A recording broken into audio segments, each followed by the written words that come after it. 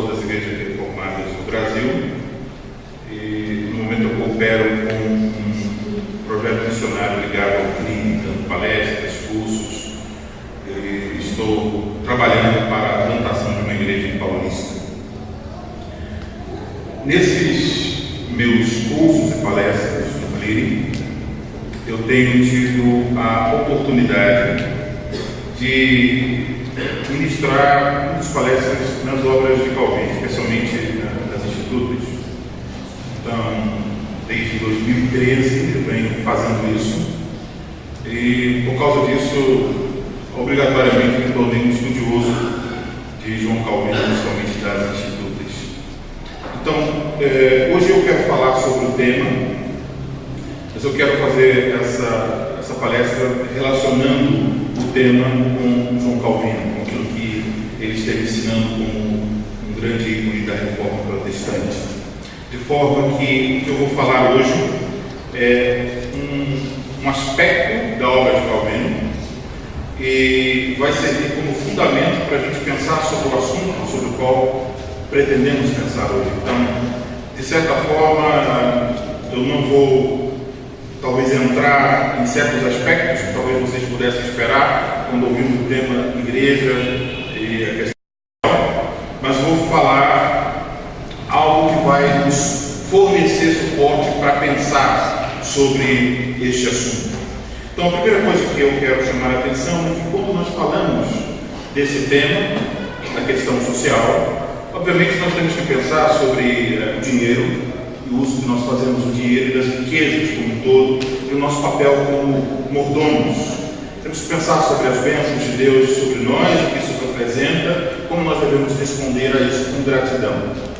E quando nós pensamos sobre dinheiro, obviamente estamos falando de um assunto que muitas vezes é tocado em muitas igrejas, mas infelizmente de uma forma incorreta. Então, muitos evangélicos fazem menção em suas pregações sobre a questão de bênção, sobre dinheiro. Eles fazem isso para atrair as pessoas, dizendo que Deus vai dar a elas bênçãos se elas fizerem determinada coisa, se elas contribuírem para aquela igreja, que eles vão receber então da parte do Senhor dons da sua bênção. E muitas vezes, nesses casos, o assunto não é tratado de um modo bíblico. Não se transmite aí aquilo que nós poderíamos denominar de uma teologia da economia. E essa perspectiva, ela de jeito nenhum é cristã, ela é pseudo-cristã, e ela não trata, então, este assunto de uma forma realmente bíblica. Então, nós precisamos voltar a nossa atenção para as Escrituras, para tentar encontrar um entendimento bíblico ligado a essa questão. Então, se estamos falando das questões sociais, obviamente isso tem um pano de fundo nas questões de economia. E se nós pensamos sobre isso, vamos observar que a Escritura fala muito sobre esse assunto. Existem mais de 700 passagens bíblicas que estão falando sobre riqueza, sobre pobreza, sobre economia, sobre ajuda ao próximo e assuntos correlacionados.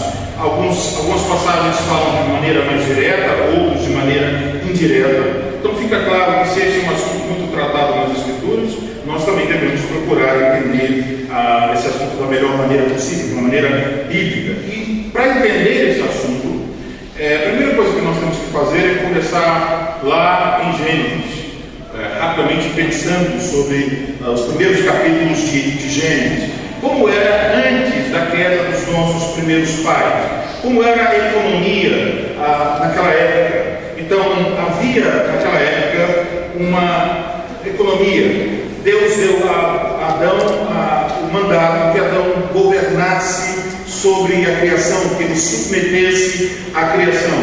E quando nós lemos os primeiros capítulos de Gênesis, antes da queda, capítulo 1 e 2, vamos observar que os elementos que se destacam naquela economia são justamente abundância, cooperação e equilíbrio. Então, tudo isso deveria suprir as necessidades do homem e deveria resultar na glória de Deus. O uso das riquezas que Deus está estava conferindo o homem, você vai ler sobre ouro, sobre pedras preciosas, já nos primeiros capítulos de Gênesis.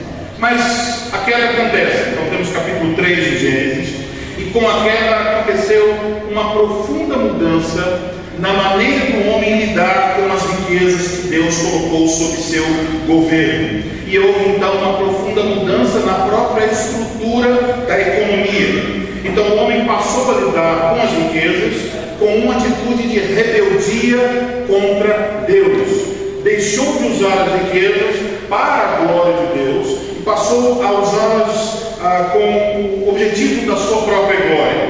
Então, a abundância foi substituída por escassez, a cooperação foi substituída por competição e o equilíbrio foi substituído por instabilidade. Então, o fato é que esse é o quadro depois da queda, e nós temos que viver então, conviver com uma economia pós-queda. Só que tem uma questão importante aqui, é que tem essa economia pós-queda, mas em Cristo Jesus, Deus provê a restauração de todas as coisas dos céus e na terra. Então, Colossenses capítulo 1, versículo 20, fala sobre isso. Então, se pensamos na obra de Cristo,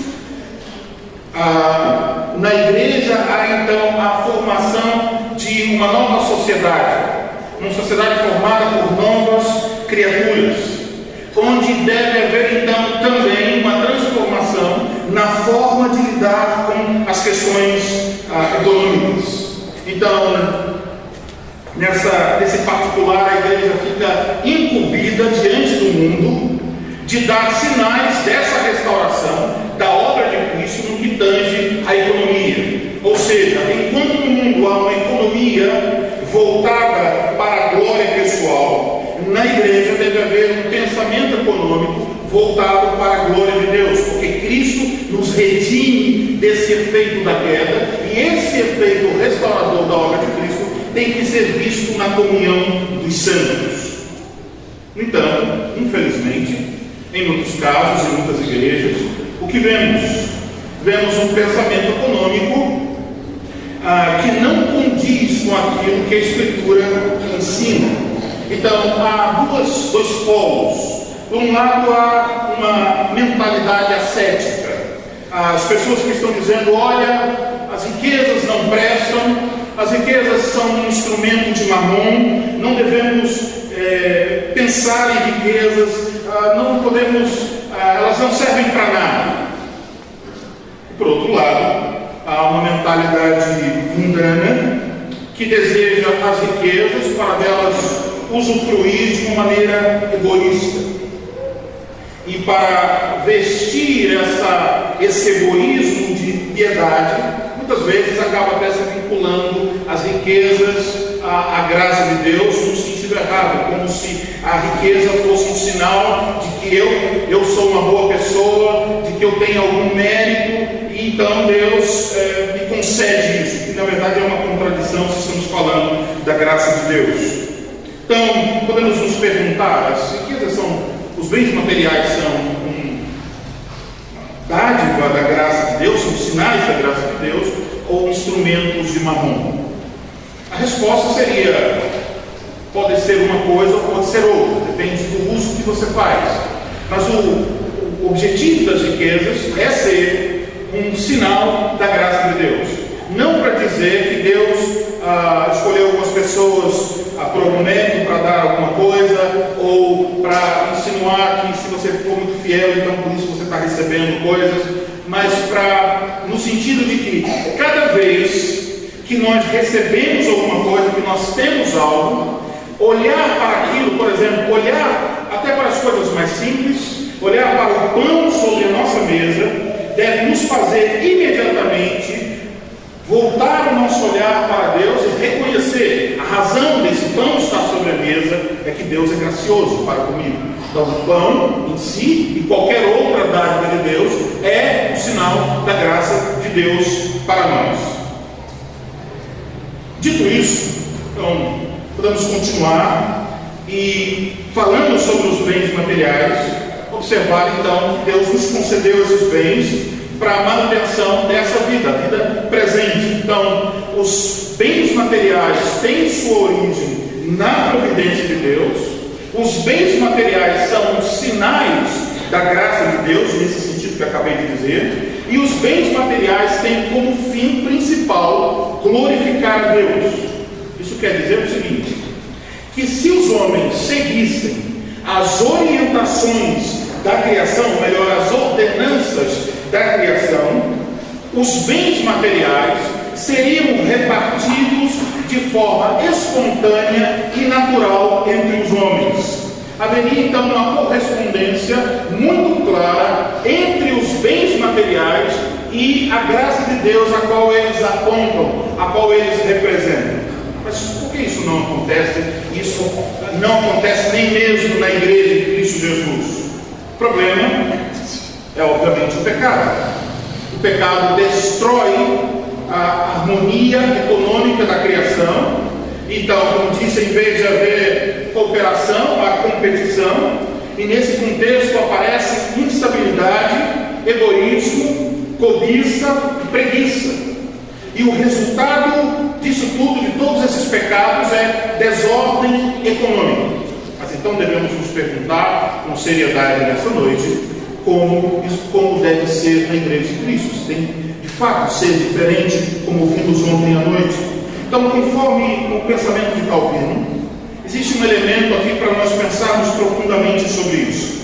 Conforme o pensamento de Calvino, Deus tem uma ordem material para a igreja, e um dos elementos dessa ordem material é o seguinte: Deus concede um ministério para o rico e Deus concede um ministério para o pobre.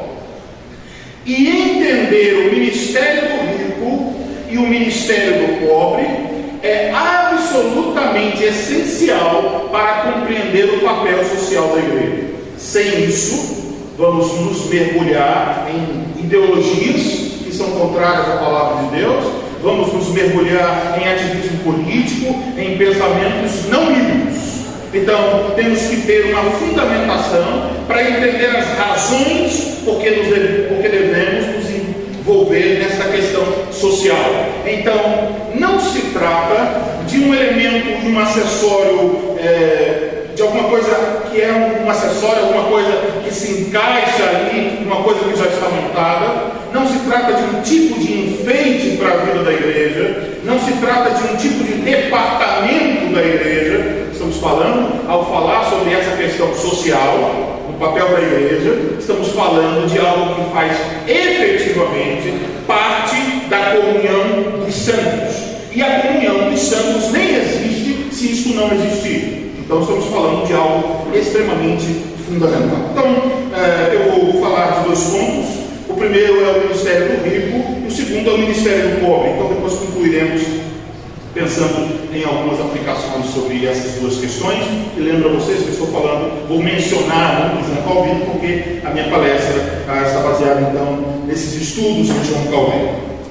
Então, falando sobre o ministério do rico, fica claro então que pensarmos aqui um ponto importante é que na perspectiva reformada, os bens materiais não são vistos como o alvo para desprezarmos e rejeitarmos, como se isso fosse a única possibilidade, pensando o seguinte: eles são instrumentos, as riquezas são instrumentos de Mamon, então a única possibilidade que temos é nos desfazermos dela.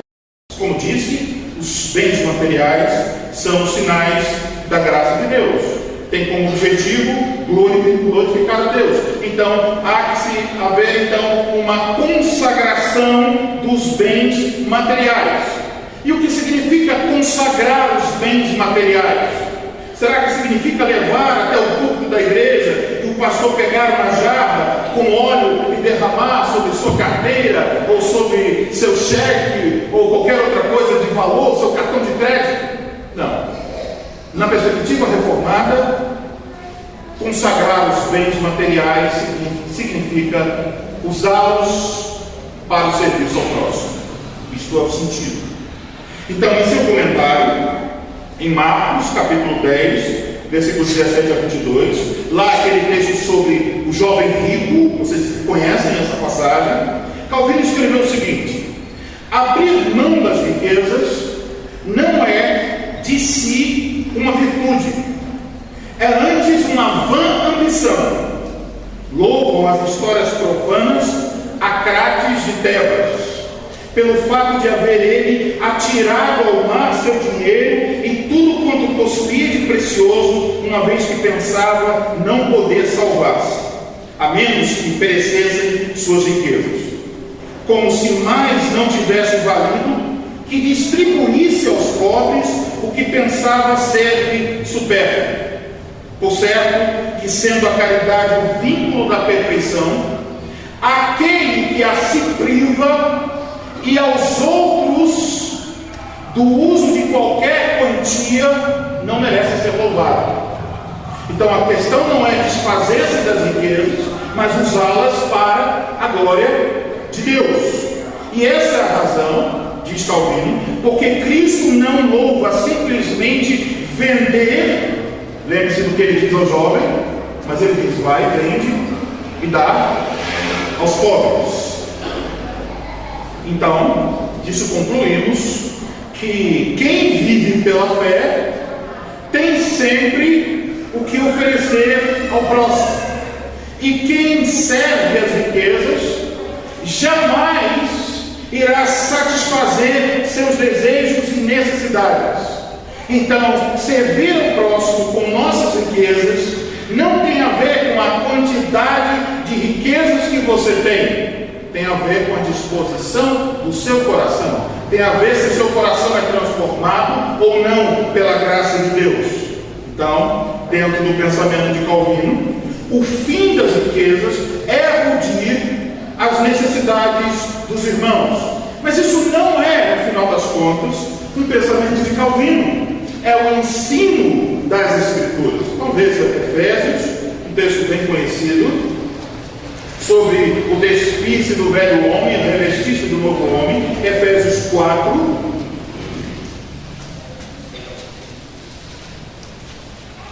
Então o apóstolo está falando sobre a nova vida em Cristo, está falando sobre o processo de santificação, que é descrito nesse texto, sobre a figura de um homem que se despe de trapos imundos, os feitos do velho homem, e se veste de uma roupa nova, que são os feitos do novo homem. Então tem uma série de maneiras disso acontecer na vida de uma pessoa. Então uma coisa tem que ser substituída por outra. Versículo 28: aquele que furtava, não furte mais. Então isso é os trapos do velho homem. Então o que tem que tirar de sobre a vida no processo de santificação? Quem furtava não pode furtar mais. Vocês não parem. O fruto da nova vida não significa deixar de roubar. E aqui que muitos crentes tropeçam. Eles se contentam com moralismo. Eles deixam de fazer certas coisas e acham que eles estão frutificando e mostrando vida de gratidão. O requerimento do Evangelho é muito mais profundo. Então veja o que o Evangelho requer: não somente parar o furto, mas substituir o furto pelo quê? Diz o texto: fazendo com as próprias mãos o que é bom. Para quê? Para que tenham com que acudir o necessitado. Aqui, somente aqui, teria sido para nós pensarmos semelhantes. Porque está dizendo que nós não devemos seguir por esse caminho de roubo, mas também está dizendo que toda pessoa alcançada pela graça de Deus, ela faz o quê? Ela trabalha. E ela trabalha não somente para seu próprio proveito, ela trabalha para o bem do próximo. E se isso não está acontecendo, você não pode se contentar e dizer: olha, veja, eu sou uma pessoa que não roubo nada de ninguém, eu não tiro nada de ninguém. E aí queremos subir no pedestal e dizer que nós somos santos. Mas pela palavra de Deus, se você é salvo, você não deve estar roubando, você deve estar trabalhando, e com o dinheiro que você recebe do seu salário, uma parte desse seu salário deve ser destinada a socorrer os necessitados. Isso é um ensino bíblico. Então, Calvino estava falando sobre isso. Ele então fala sobre que o fim das riquezas, refletindo Efésios 4:28, é acudir os necessitados ou as necessidades dos irmãos. E aí ele dá como exemplo do repartir aquilo que lemos em Êxodo 16, o recolhimento diário do maná. E em um comentário, a 2 Coríntios 8, versículo 15, ele diz o seguinte, mencionando o Êxodo: não temos homer, uma quantidade, uma medida, não temos homer na atualidade, nem qualquer outra medida ordenada por Deus, com que devamos regrar as provisões de cada dia, mas prescrito-nos é viver sobriamente e com moderação. É vedado nos entregarmos a excessos quando nos cerca a abundância. Eis porque aqueles que possuem riquezas, seja que as tenham por direito de sucessão, seja que as tenham adquirido por sua diligência ou labor, deem-se conta de que a abundância que possuem não se destina à intemperança e à dissolução. Pelo contrário, para ir-se ao encontro das necessidades do próximo. Então, o que ele está dizendo? Quando Deus abençoa alguém, não é para que a pessoa se vanglorie de sua abundância e caia em intemperança e uso abusivo de suas riquezas, mas é para que ela vá ao encontro das necessidades de seus irmãos. Portanto, dentro do pensamento reformado, já que o objetivo é prover o que é necessário à existência de todos, e que isso é um sinal da graça de Deus, então, dentro do mecanismo econômico da sociedade, existem diferentes responsabilidades. Então, Deus confia aos ricos bens coletivos em maior abundância, para que eles possam servir como despenseiros, isto é, mordomos, junto àqueles que têm menos. Então, pela vontade de Deus, os ricos são os provedores dos pobres. Então, quando alguém recebe de Deus em abundância, deve pensar sobre que condição ele tem recebido isso. É na condição de que ele vá ao encontro das necessidades do próximo. É para isso que Deus lhe dá em abundância. Então, para Calvino, ele diz claramente que o rico é ministro de Deus a serviço do pobre. Em um sermão, em Deuteronômio 24, Calvino disse: ensinados somos que os ricos receberam maior abundância com essa condição, que sejam ministros dos pobres. Depois ele diz: todos os ricos, então, quando têm o de que fazer o bem, certo é que aí estão como oficiais de Deus e que fazem o que lhes incumbe, isto é, ajudar o próximo na vida. Isso nos ajuda então a entender não só a questão da mútua comunicação de bens, que deve refletir na comunhão espiritual da igreja, mas também nos ajuda a entender a questão do direito de propriedade que o homem possui de seus bens. Ele é um ministro, ele é encarregado de transmitir aos outros aquilo que ele recebe de Deus, porque ele é um ministro de Deus, um servo de Deus, um mordomo de Deus. Então, não se trata de uma questão quantitativa. O fato é o seguinte: nós sempre, ouça bem, nós sempre somos mordomos daquilo que Deus nos tem confiado. Então, sempre temos que nos sentir responsáveis pelo próximo e nos sentir devedores daqueles que são mais pobres do que nós. Podemos colocar isso da seguinte maneira: antes que alguém pense que pode fugir, talvez alguém está dizendo assim: bom, se isso é o ministério do rico e do pobre, eu já sei que eu estou fora desse primeiro ministério porque eu não sou rico. Infelizmente você não pode fugir, nenhum de nós aqui, porque a questão é o seguinte: você sempre será o rico de alguém. Entende isso? Você sempre será o rico de alguém. Sobre isso Calvino escreveu: eis então a regra que nos é mister guardar, que considerando cada um quanto recebeu de Deus, como que tendo prestar contas, ou seja, não importa se você recebeu muito ou pouco, você vai ter que prestar contas, distribua benignamente a seus irmãos necessitados. Destarte aquele que não terá muito de bens, terá, no entanto, um coração liberal, e uma pequena espátula, uma pequena quantia, será reputada como um sacrifício gordo e opulento. Então, desse modo, quanto mais riquezas o homem tem, mais transparece sua função de distribuidor dos bens de Deus. Mas, no final das contas, todos nós somos mordomos, todos nós somos distribuidores dos bens de Deus. Então, como é que Deus vai ao encontro das necessidades dos pobres? Ele utiliza o ministério de cada um de nós. Então, cada um de nós é um ministro de Deus para servir com as riquezas que Deus nos dá, de maneira proporcional àquela que nós recebemos, servir aqueles que são mais pobres do que nós. Então, aqui devemos destacar que esse serviço do rico é não um tipo de imposição ideológica, não um tipo de imposição estatal, mas ele é resultado da fé. Ele é fruto da gratidão. E ele não tem nenhum valor meritório para a salvação.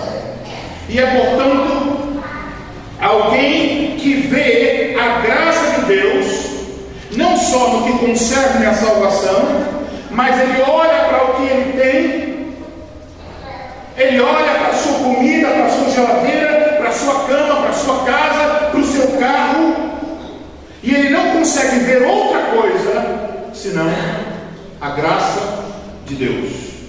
Ele olha para as coisas mais simples e diz: eu não mereço isso. Isso procede da graça de Deus. Deus me fez mordomo deste tanto. Deste tanto eu sou ministro para o serviço de Deus a outros que não têm nem esse tanto.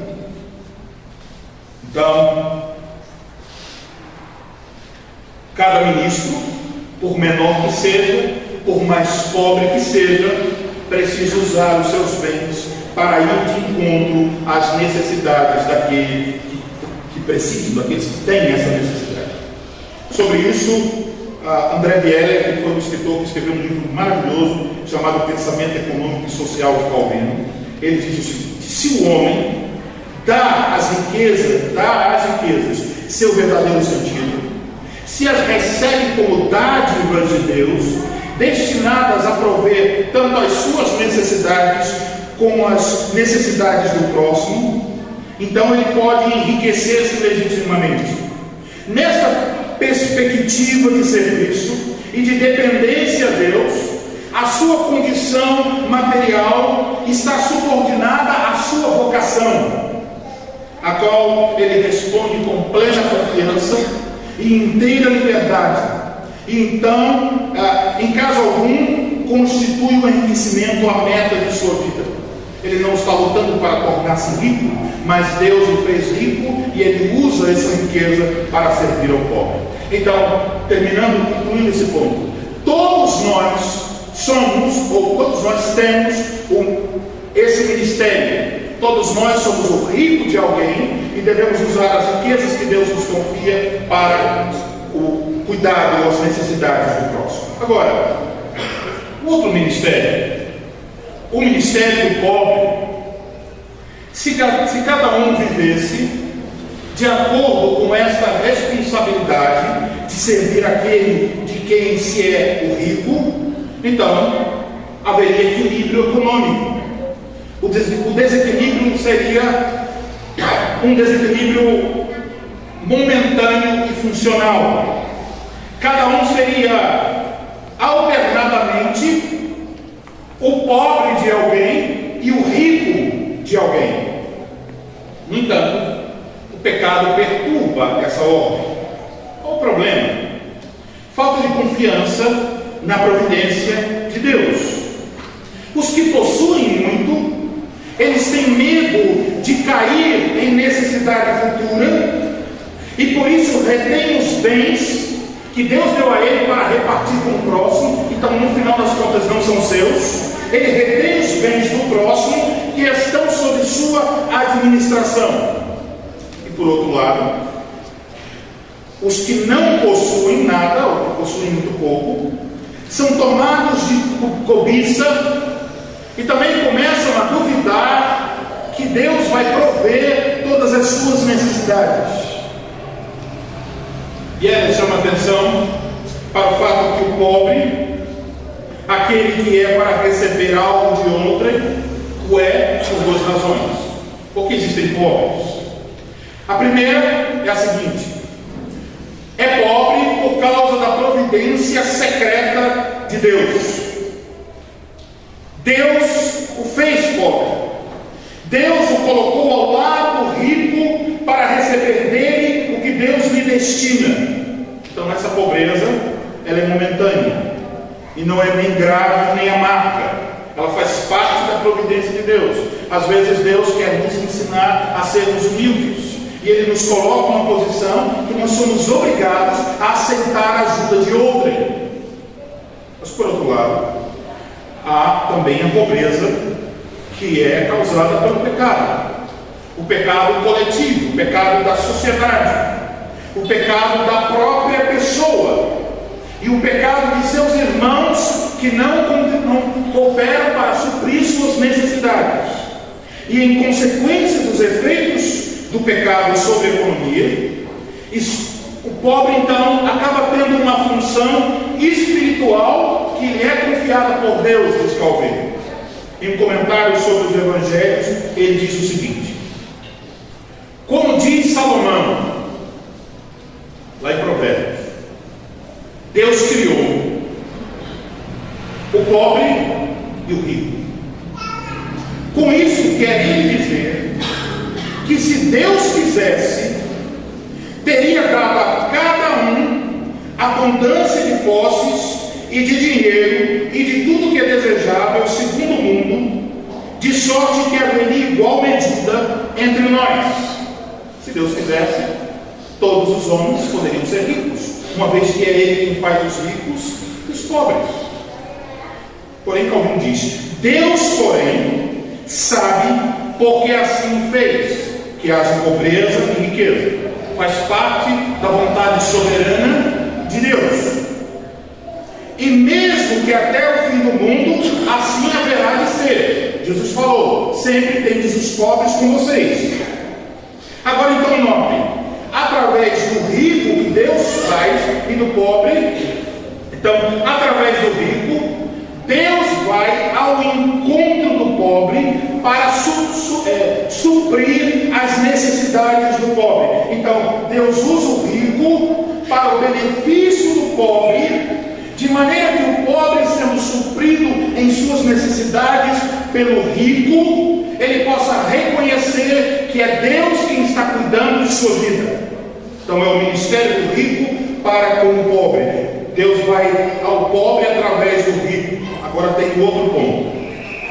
Deus vai até o rico através do pobre, para provar a fé e o amor do rico, de forma que o pobre, diz Calvino, é ministro de Deus para o rico, para provar se o rico confia em Deus e não nas riquezas, e para provar se o rico ama a Deus e não as riquezas. Então prova a fé e o amor do rico. Calvino diz: o serviço ao pobre é contado como um serviço a Deus. E comentando Mateus 25:40, vocês lembram Mateus 25:40? Quando Jesus está falando que estive nu, não me vestiste, estive fome, não me deste de comer.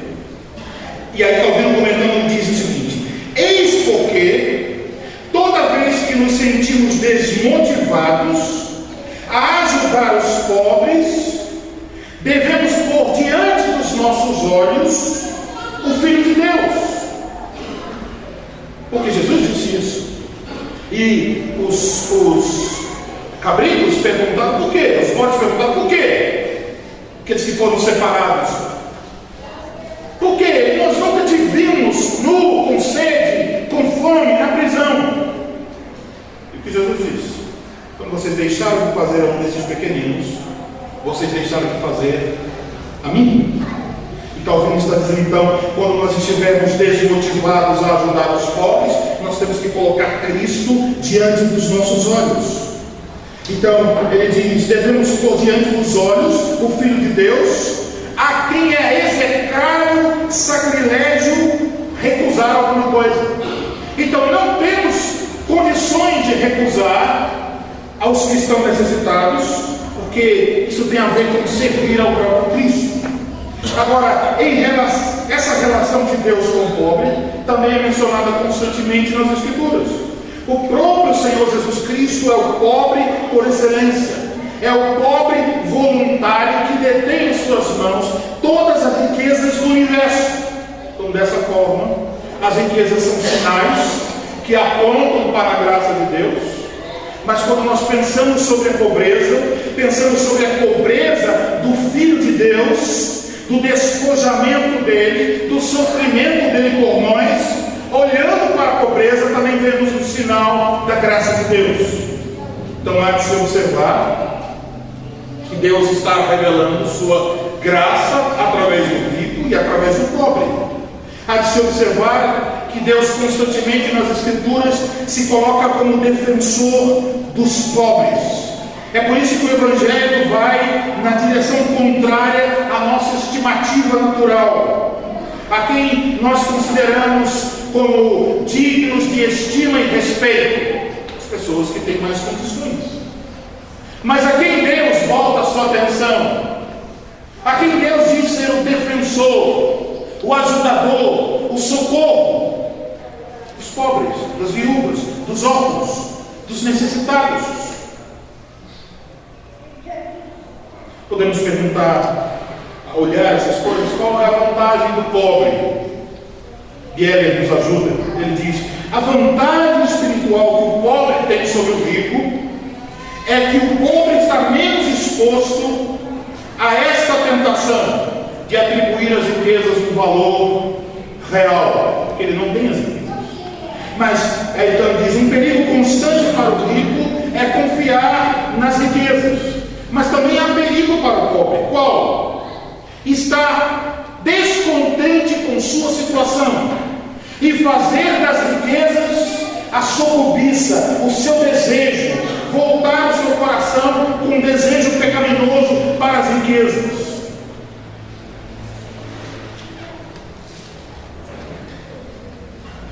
A esse respeito, Calvino comenta em Mateus 19:23. Além do mais, igualmente proveitosa é a doutrina, tanto para uns quanto para outros, aos ricos, a fim de que tomem tempo advertir os que estão em perigo, aos pobres, a fim de que, contentando-se de sua condição, não aspirem ao que é mais danoso do que lhes seria proveitoso. Então notem que o mal não é a riqueza em si, mas o poder espiritual da sedução que torna o homem idólatra, servindo a Mamon.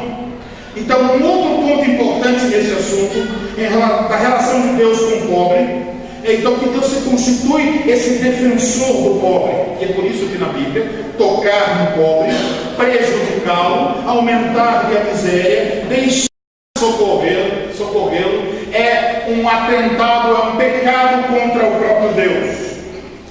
De novo, podemos ver um comentário de Calvino em Deuteronômio 10, ele diz: quantos pisoteiam os pobres e desprezados, impunes não ficarão. mesmo que abandonados, pareçam à vileza e ao egoísmo dos outros, um defensor tem os pobres, que faz sua a causa deles. Muitos salmos falam sobre isso. Além disso, Deus se coloca como devedor do pobre, ou seja, Ele retribui em lugar do pobre o bem que alguém faz ao pobre. Então, o que temos visto é que Deus estabeleceu relações mútuas que podemos chamar de ministérios. O ministério do rico consiste em, como mordomo das riquezas de Deus, ir ao encontro das necessidades do pobre. E o ministério do pobre é ir ao encontro do rico para provar-lhe a fé e o amor. Assim, os bens materiais são veículos da graça de Deus. Os bens materiais são veículos da graça de Deus, tanto para quem dá, quanto para quem recebe. Portanto, não se pode subtrair essa ordem, invertê-la, desarrumá-la, corrompê-la sem pecar. Seja o rico ou o pobre, nenhum dos dois deve rejeitar a sua posição como ministro de Deus. Agora podemos perguntar: o rico deve fazer isso somente com o excedente? A resposta é não. Mateus 6,19, Calvino comenta: além do mais, quanto a ordenar a ele Jesus a venda das posses, não se deve tomar isso à risca e ao pé da letra, como se lícito não fosse ao cristão reter algo para si.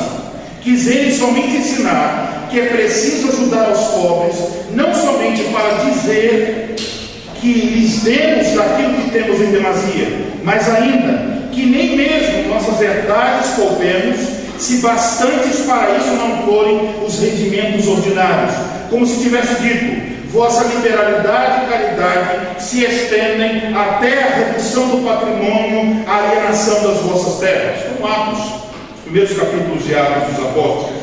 Uma outra pergunta: e quando o pobre for indigno e ingrato, será que o rico pode dizer então: não irei ao socorro do pobre? Para Calvino, o ministério do rico junto ao pobre não tem a ver com a simpatia do pobre, com a gratidão do pobre, mas tem a ver com quem o pobre representa. Tem a ver com a função espiritual do pobre. O pobre é mensageiro de Deus para provar a fé do rico, a sua obediência e o seu amor a Deus. Então, dessa forma, podemos perceber o caráter espiritual do furto, por exemplo. Deus considera um pecado contra o 8º mandamento, não só quando o homem toma aquilo que pertence ao seu próximo, mas também quando o homem priva o pobre daquilo que é necessário. Isso é uma ofensa contra Deus. Vou deixar isso um pouco mais claro. E agora eu quero começar a entrar em algumas aplicações. Como isso deve funcionar na vida da igreja? Quando olhamos para as Escrituras, então estamos vendo: existe o ministério do rico, existe o ministério do pobre. Mas tanto o rico quanto o pobre têm fraquezas, são pecadores. E Deus providencia uma maneira para que haja encorajamento para o rico e encorajamento para o pobre. Essa maneira é um ofício na igreja de Cristo Jesus. Qual ofício é esse? É o ofício diaconal. Então, se vocês perguntam: pastor, como a igreja trabalha a ação social? A resposta bíblica é através do ministério ou do trabalho diaconal. Os diáconos são um instrumento de Deus para levar a riqueza do pobre, do rico ao pobre, e levar a pobreza que confronta o rico em seu coração. Os diáconos têm esse papel na igreja de Cristo Jesus. Então, em uma igreja bíblica, deve haver um ministério, um trabalho diaconal que seja fundamentado biblicamente, onde os diáconos não estão com papéis que fogem ao seu ofício conforme descrito na Escritura. Um diácono, por exemplo, não é o homem que abre a porta do Você não precisa de um ofício para abrir as portas e as janelas. Qualquer membro da igreja pode fazê-lo. Você não precisa de um ofício para ligar os ventiladores. Você não precisa de um ofício para limpar alguma coisa que uma criança sujou de repente. Qualquer pessoa pode fazer isso.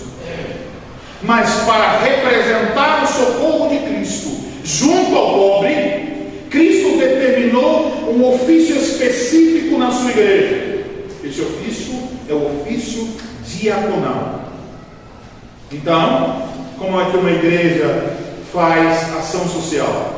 Não é criando um departamento de ação social. É tendo diáconos que cumprem a sua função conforme descrita na Bíblia. É assim que uma igreja cumpre a sua função, o seu papel social. Então funciona assim. Todos os membros de uma igreja devem compreender um ponto.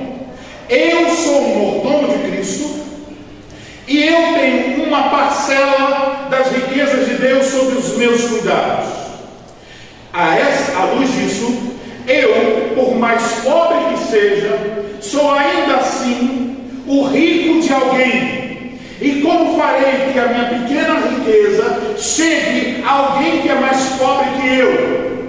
O farei através das contribuições que entregarei à igreja de Cristo Jesus. Então, os membros da igreja entregam suas contribuições para o ministério, para dois ministérios básicos. Nas igrejas reformadas, geralmente dizemos, quando vamos recolher as ofertas, dizemos que os membros da igreja, naquele momento, terão o privilégio de contribuir para a manutenção do ministério da palavra e do ministério da misericórdia. O Ministério da Misericórdia é uma referência ao trabalho diaconal. Então queremos duas coisas. Queremos que haja um homem ordenado, trabalhando na palavra de Deus para nos instruir. E queremos que, se caso houver um irmão qualquer na igreja que esteja passando necessidade, ele receba o socorro de Cristo, que é dado por meio dos membros da igreja, através das mãos do diácono. E o que acontece aí? Dessa forma, nós servimos como ministros de Deus, por mais pobre que sejamos, alguém que é mais pobre do que nós. Então, aquele que trabalhe, faça isso com as próprias mãos, para que tenha com que acudir aos necessitados. Então, todos nós somos ministros neste sentido. E quando nós contribuímos para que haja manutenção do Ministério da Misericórdia, nós o fazemos para que Cristo seja glorificado. Quando nós começamos a querer fazer ação social com nossas próprias mãos, abrindo nossa carteira e indo ao socorro dos irmãos, pode ser que isso seja necessário em uma situação de emergência. Por exemplo, tem um irmão passando mal e ele precisa de comprar o remédio urgentemente. Você não vai precisar chamar o diácono e o diácono vir de longe para socorrer o irmão, você vai socorrê-lo. Mas se você vê, por exemplo, um irmão que está passando dificuldades, ele está desempregado, e ele está doente, não tem condições de trabalhar, e ele está com os seus filhos, com necessidades. Imagine o seguinte: se você vai até o mercado, e você enche seu carro de compras, e você vai até a casa desse irmão, abre a mala do seu carro e diz: irmão, Jesus tocou meu coração, eu vim ajudá-lo. Esse irmão vai se sentir grato. Ele pode dizer: sou grato a Jesus, mas também ele vai se sentir grato a quem? A você. A mão esquerda está sabendo o que a direita está fazendo.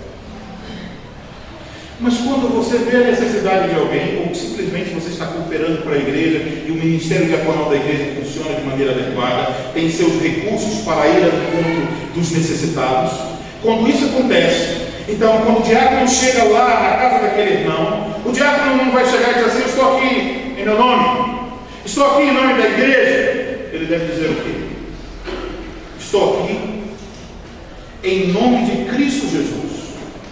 Cristo Jesus vem ao encontro da sua necessidade.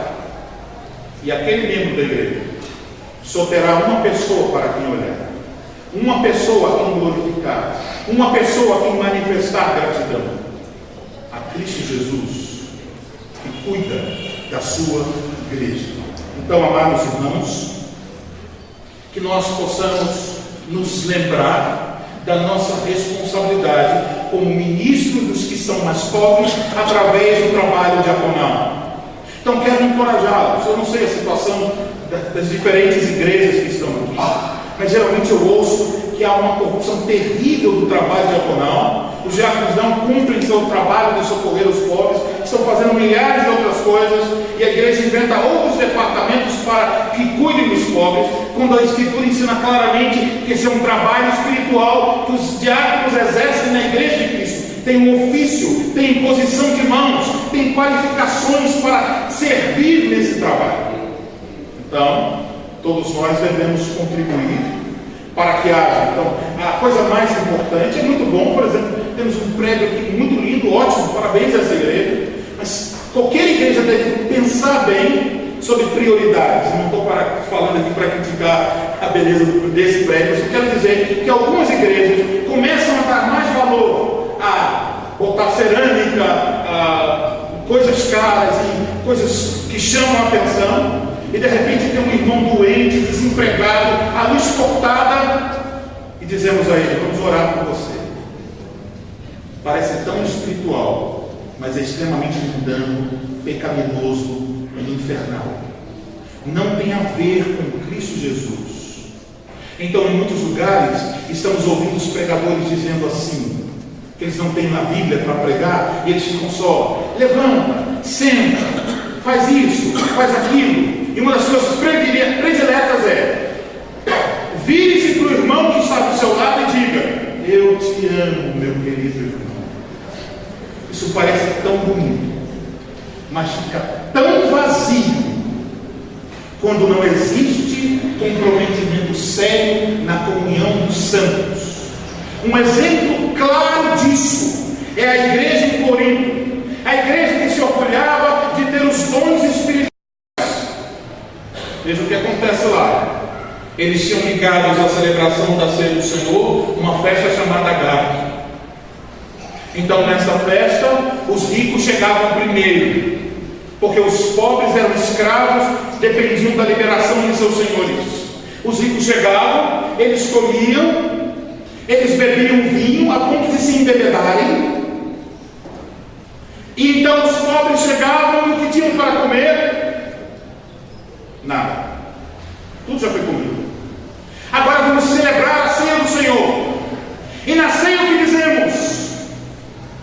Temos comunhão em Cristo Jesus. Somos um só pão.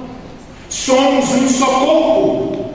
Mas quando dizemos somos um só pão e um só corpo, e ao mesmo tempo comemos enquanto os outros não comem, a nossa comunhão é mentirosa, é falsa. E é por isso que Paulo se repreende severamente.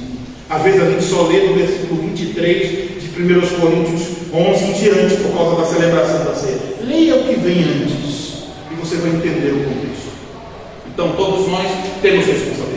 Para encerrar, por outro lado, quando Deus coloca você em uma situação que na providência dele você fica querendo ir para todo lado e não consegue, e de repente você se vê numa situação de que precisa de socorro, de ajuda de alguém, não exalte o seu coração para dizer não receberei ajuda. É pecado. Porque quando Deus te coloca com necessidade, Ele está usando você como ministro para os demais que a quem Ele está dando em abundância. Então, naquele momento da providência, você deve aceitar que a providência de Deus o faz, o torna dependente de outros. A um Deus está ensinando liberalidade. Talvez a você Ele esteja ensinando humildade e dependência da graça dele.